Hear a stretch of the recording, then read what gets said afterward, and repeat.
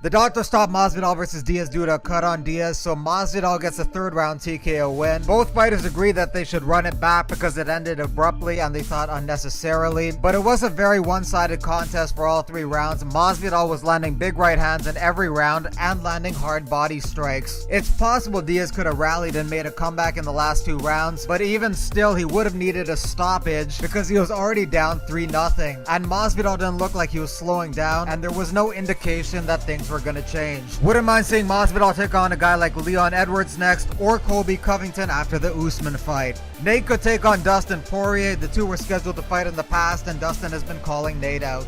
And the UFC may want to consider not having their most important fights in New York because their commission does things very differently than Nevada, and there always seems to be something unusual going on whenever there's a fight in the state of New York.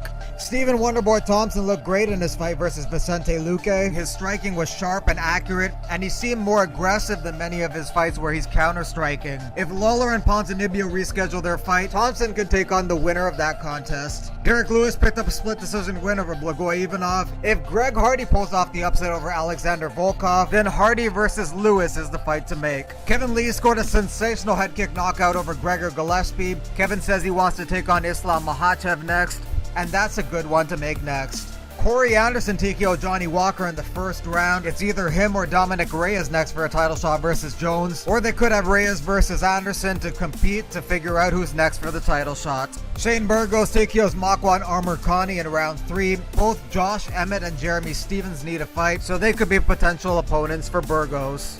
Edmund Shabazian continues to rise in the rankings as he landed a brilliant head kick KO over Brad Tavares. He beat the 11th ranked guy in Tavares, so the 3 guys ranked above him for potential opponents are Derek Brunson, Ian Heinisch, and Uriah Hall. And Jair Zinho Rozenstruik continues to impress as he stops Andrei Arlovsky in 29 seconds. If the UFC and Rozenstruik are feeling bold, they could have Rozenstruik fill in for Walt Harris and take on Overeem next month. He took no damage versus Arlovsky, but he probably won't want to go 5 rounds on a month's notice, but they could change it to a 3-rounder like they did with Hardy versus Volkov. Write in with which fights you want to see next in the comment section below.